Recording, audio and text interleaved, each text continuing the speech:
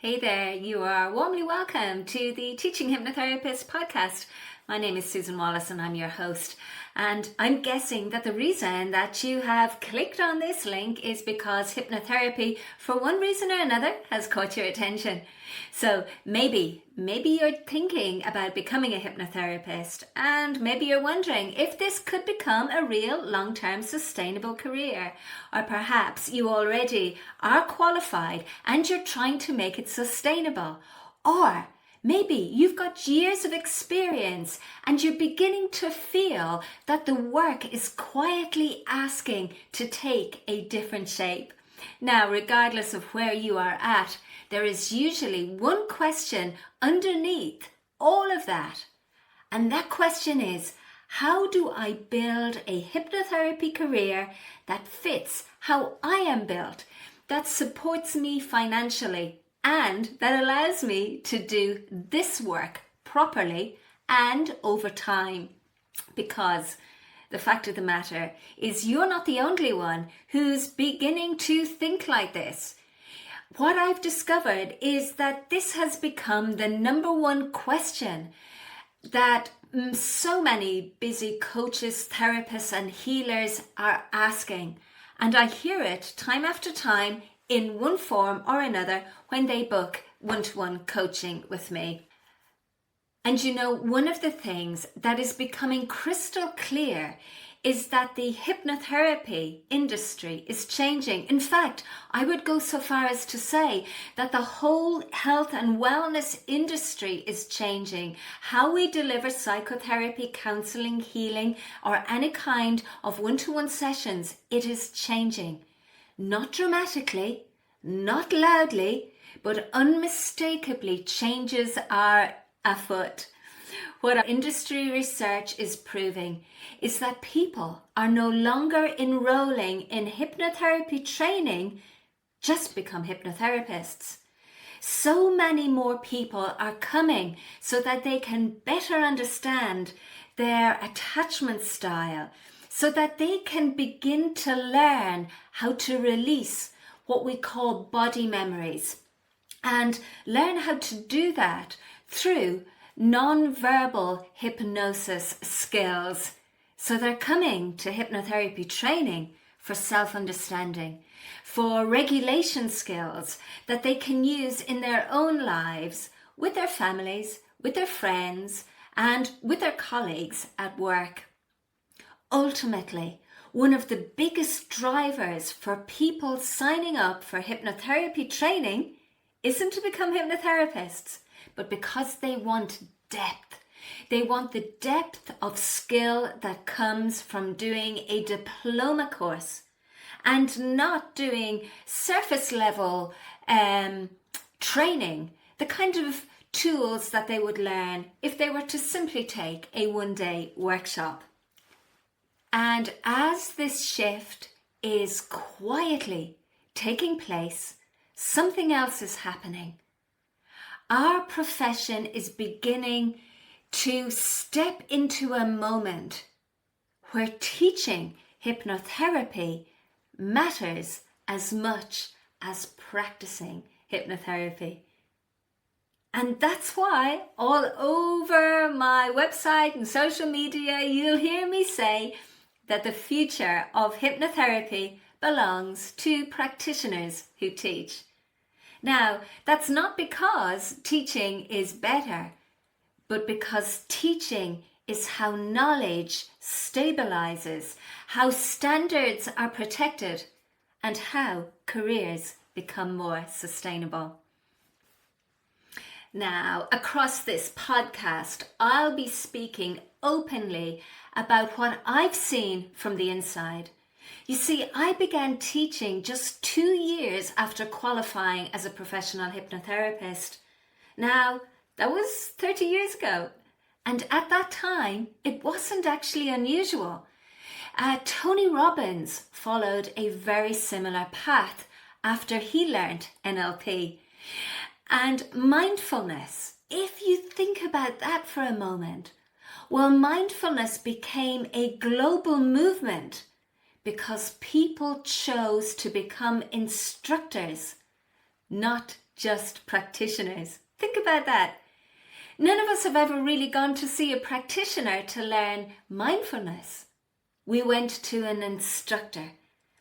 So disciplines don't grow because more people practice them. They grow because people decide to carry the movement forward. And that's where hypnotherapy now sits.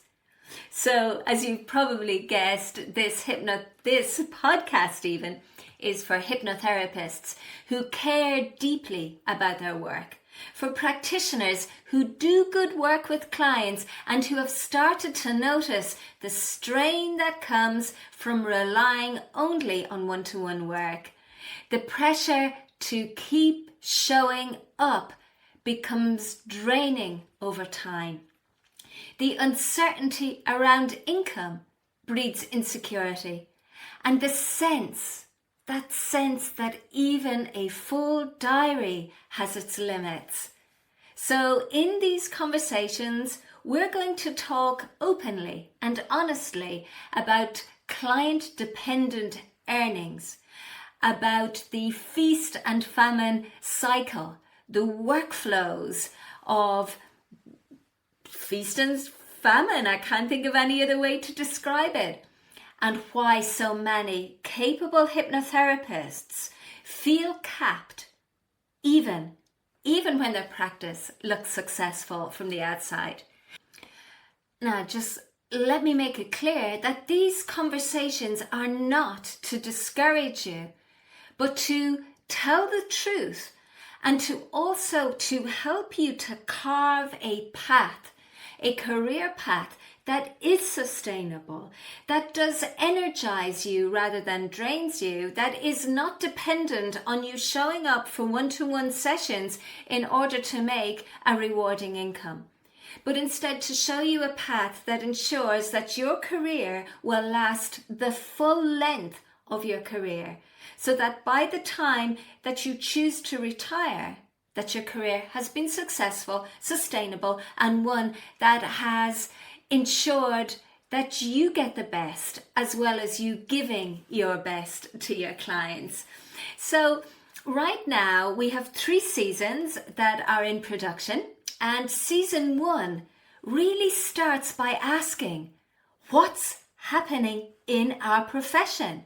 And so we're going to take a look at how hypnotherapy training is changing, why diploma level education matters more now than ever, and why the iHypI is the only training institute that is offering a complete pathway from practitioner to advanced practitioner to certified hypnotherapy instructor. So this season is all about context, understanding the landscape before making decisions inside it. Because you're inside this industry, I'm inside this industry, we've got decisions to make to safeguard our industry and to make sure that we continue to thrive. So season 2, this gets really exciting, because instead of asking what's going on in the industry, we're going to ask and we're going to examine what's going on inside of you. So in this season, we explore the internal pressure points that appear over time, the moment that one-to-one work begins to feel heavy and exactly what you can do about it, the income ceiling that hypnotherapy skills alone cannot actually move, and exactly what to do about it. And then we're also going to take a look at what happens when I mention that maybe as a practitioner you should teach to diploma level. What goes on inside of you? What consternation does that create? What self-sabotage, what limiting beliefs does that actually bring up? And we're also going to examine the desire that we all have to evolve within our industry, to evolve within our career without abandoning the work that you love. So season 2 works so powerfully because once you understand the profession, once you understand those drivers that are keeping you stuck, you understand yourself and you understand how your role within that industry can change so that you can be the best, so that you can have the best, and so that you can give your best. And then season 3 is still under production, but in season 3, this is where I share something different. And it's where I'm going to draw on more than 30 years of experience working one-to-one with clients. I'm not going to be sharing theory, I'm not going to be sharing models, but I am going to be sharing with you the lived realities of what I've gone through over 30 years of working within our industry. I'm going to share with you why people actually struggle, what they struggle with, what changes inside of us when we become hypnotherapists and what doesn't. What is it within us that holds up under pressure and what collapses? And we're going to take a look at what quietly, and I know this one so well, what is it that quietly breaks practitioners over time? So what's different about season 3 is that these episodes are less reactive and more reflective because they speak to what really goes on when you sit with people week after week, year after year, and in my case, decade after decade. We're going to look at what sitting with clients that long teaches you about trauma, what it teaches you about attachment, what it teaches you about regulation, and about the kind of structures that we need as practitioners if we want to do this work with integrity for decades, not just years, for decades. So this podcast is not here to push you towards any particular outcome, even though you'll hear me say the future of hypnotherapy belongs to practitioners who teach. I'm not pushing you towards that outcome, but I am here to give you a clear map. I am here to help you to map out your career on your terms. Because if there's one thing I know from training hypnotherapists for decades, it's that most hypnotherapists do not lack skill. They lack orientation. They were taught, most of them were taught how to deliver sessions, but not how to build careers.